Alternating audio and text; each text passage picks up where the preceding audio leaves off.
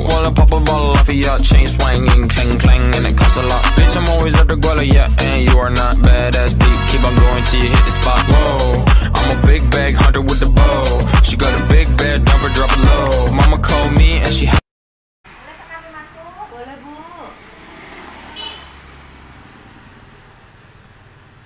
Ibu, perkenalkan saya dosen dari Mitra Usada, ingin membawakan mahasiswa yang ingin praktek di tempat ini. Ya, Bu. Bu, ini daftar namanya dan pencapaian mereka ya, Bu. Sama daftar hadirnya ya. Mohon bimbingannya ya, Ibu. Selamat siang Ibu-Ibu. Selamat siang, Bu. Perkenalkan Bu, nama saya dari Numam Balita. Saya mahasiswa profesi dari Stikes Mitra Usada Medan. Baik Bu, di sini kita akan memulai yang namanya pembelajaran ataupun pembahasan kasus dengan menggunakan metode tutorial. Yang dimana metode tutorial ini menggunakan ada 7 langkah, yaitu namanya 7 jump. Langkah yang pertama yaitu membaca skenario kasus. Baik Bu, kemudian kita akan lanjutkan yaitu langkah kedua, yang dimana langkah kedua ini yaitu menemukan kata-kata sulit dari skenario kasus. Nah, saya ingin bertanya kepada Ibu sekalian, dari skenario kasus yang saya buat, apakah Ibu menemukan kata-kata sulit? Ada Bu, saya Bu. Ya Ibu.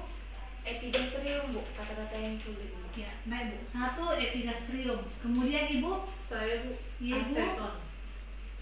Aseton. Baik, berikutnya ada Ibu? Ada Bu, planotes Bu. Planotes. Ya. Saya Bu. Ya Bu, Kata masih ada sulit. lagi? Apatis. Apatis. Baik. Kira-kira masih ada lagi Bu? Itu aja Bu. Kemudian langkah yang ketiga yaitu merumuskan masalah. Nah, dari skenario kasus yang saya buat, kira-kira masalah apa yang terdapat di sini? Misalnya pertanyaan apa mengenai masalah yang terjadi di skenario kasus ini?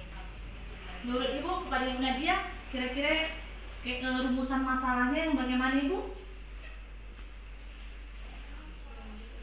Misalnya saya berikan contoh, ini kan skenario kasusnya tentang hiperemesis. Nah, mungkin Ibu bertanya, apa yang menyebabkan ibunya mengalami mual muntah? Apa penyebabnya? Kira-kira seperti itu contohnya. Nah, bagaimana menurut Ibu Nadia? Apa penyebabnya Ibu? Ya. Apa penyebab Ibu? Nyeri pada epigastrium. Oh, nyeri pada epigastrium. Ya, bagus. Ada lagi Bu? Saya Bu. Ya Ibu. Apa penyebab Ibu? Apa penyebab nafas Ibu berbau aseton? Ya, apa penyebab nafas Ibu berbau aseton? Kemudian masih ada Ibu? Kira-kira rumusan masalah yang bisa diambil dari skenario kasus tersebut? Yang pertama, apa penyebab Ibu nyeri? Apa penyebab Ibu mual muntah? Ya, bagus.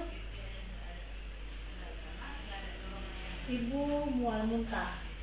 Masih ada lagi Bu rumusan masalahnya? Baik. Di sini rumusan masalah yang bisa kita ambil dari kasus yaitu apa penyebab Ibu mengalami nyeri epigastrium. Kemudian apa penyebab nafas Ibu berbau aseton dan apa yang menyebabkan Ibu mengalami mual muntah. Baik. Langkah yang selanjutnya yaitu curah pendapat. Nah, itu bisa kita ambil dari ini. Apa penyebab Ibu nyeri epigastrium? Di sini curah pendapat ini dengan pendapat kita masing-masing, tidak harus berdasarkan referensi ya Bu ya. Ini masih pendapat kita masing-masing. Nah, kira-kira menurut ibu-ibu sekalian, apalah yang menyebabkan Ibu mengalami nyeri epigastrium? Ini Bu, apa penyebab Ibu mual muntah itu dikarenakan adanya perubahan hormon Bu. Baik, adanya perubahan hormon. Ya. Ini bisa.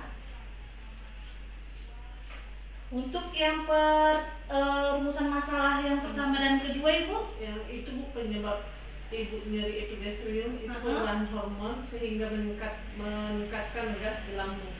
Oh, tetap juga adanya perubahan hormon Yang menyebabkan gas di lambung meningkat. Baik.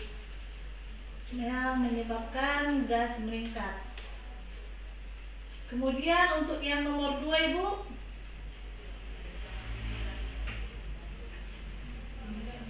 Nah, untuk yang kedua ini, apa penyebab nafas ibunya berbau aseton? Nah, ibu di sini juga mungkin saya bantu ya. Nah, ini juga merupakan salah satu karena adanya perubahan hormon yang terjadi dalam tubuh ibu juga. Nah, tapi ini masih kita melakukan curah pendapat ya ibu ya. Nanti untuk lebih lanjutnya juga ada pada langkah 5, 6 ataupun yang selanjutnya. Nah, baik ibu, pada langkah yang kelima, kita masuk pada langkah yang kelima, yang dimana langkah kelima ini yaitu menjelaskan ataupun menganalisis. Nah, dari kasus di atas kita dapat menganalisisnya ataupun kita jadikan dalam bentuk skema. Misalnya, dari kasus yang di atas, apakah kira-kira diagnosa dari kasus tersebut? Dari kasus tersebut Bu, ini diagnosanya hiperemesis gravidarum tingkat 2 Bu, dikarenakan berbau aseton dan apatis Bu. Baik, di sini bisa kita buat hiperemesis gravidarum tingkat 2. Nah, dari sini bisa kita jadikan skema ataupun kita analisis. Apa misalnya apa yang menyebabkan hiperemesis gravidarum ini ataupun apa gejalanya, patofisiologisnya, dan juga bagaimana tata pelaksanaannya. Karena kita buat tanda dan gejala. Kemudian apa lagi Bu? Patofisiologis. Patofisiologis. Kemudian ini kan tingkat 2, pasti dia ada klasifikasinya. Tingkat 1, tingkat 2, tingkat 3. Baik. Kemudian apa lagi Bu? Dari kasus di atas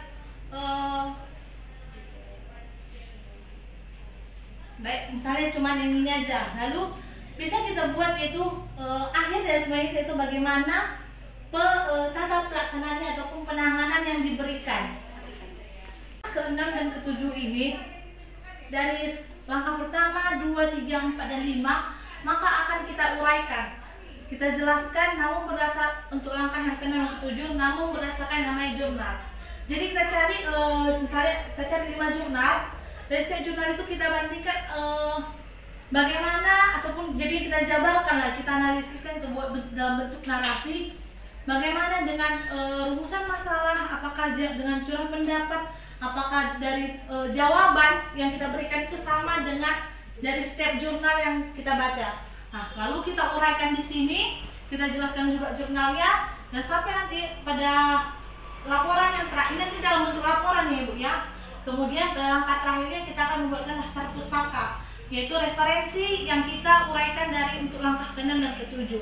Baik Bu, mungkin seperti itulah kira-kira metode pembelajaran dengan menggunakan tutorial. Nah, dari yang saya jelaskan, kira-kira Ibu sampai sini memahami?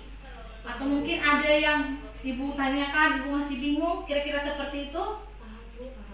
Baik Ibu, demikianlah penjelasan saya mengenai pembelajaran dengan menggunakan metode tutorial, yaitu dengan menggunakan 7 jam. Sekian dan terima kasih.